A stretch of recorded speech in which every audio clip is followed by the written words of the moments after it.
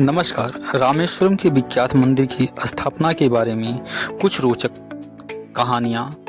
आप सबसे निवेदन है कि आप हिंदू धर्म में आस्था रखते हैं तो आप चैनल को लाइक, सब्सक्राइब और शेयर करें। कमेंट में लिखें जय श्री राम।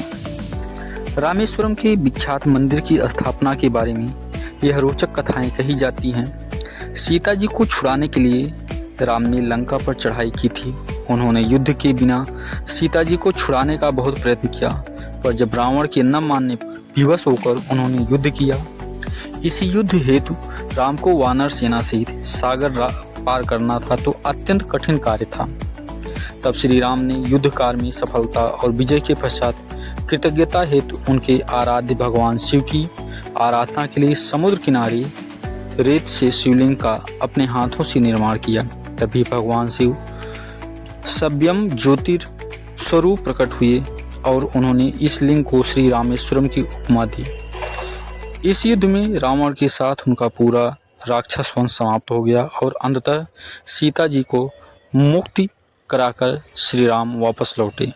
रावण भी साधारण राक्षस नहीं था, वह महर्षि पुलस्त्य का वंशज और वेदों का ज्ञानी और शिव जी का बड़ा भक्त था। श्री राम को उसे मारने के बाद बड़ा खेद हुआ। ब्रह्म हत्या के पाप प्रायश्चित के लिए श्री राम ने युद्ध विजय पश्चात भी यहाँ रामेश्वरम जाकर पूजन किया। शिवलिंग की स्थापना करने के पश्चात इस लिंग को काशी विश्वनाथ के समान मान्यता देने हेतु उन्होंने हनुमान जी को काशी से एक शिवलिंग लाने को कहा।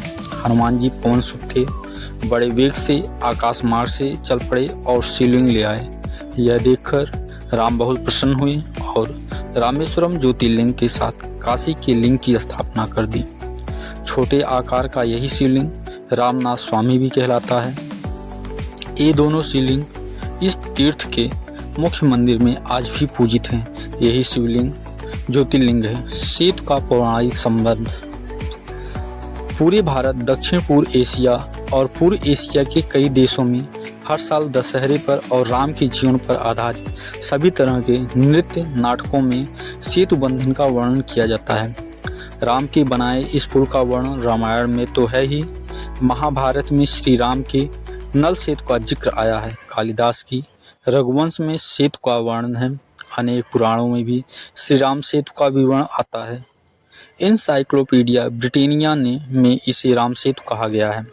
नासा और भारतीय सैटेलाइट के लिए गए चित्रों में धनुष कोण से जाफना तक जो एक पतली सी द्वीप की रेखा दिखती है, उसे ही आज राम सेतु के नाम से जाना जाता है। इसी पुल को बाद में एडम ब्रिज का नाम मिला। यह सेतु तब 5 दिनों में ही बन गया था। इसकी लंबाई कुल 100 योजन व चौड़ाई 10 योजन थी। इसी बनाने में उच्च तकनीक का प्रयोग किया गया था। यह रहा सेतु का पौराणिक संबंध। यदि वीडियो अच्छी लगे तो चैनल को लाइक, सब्सक्राइब और शेयर करें। नमस्कार।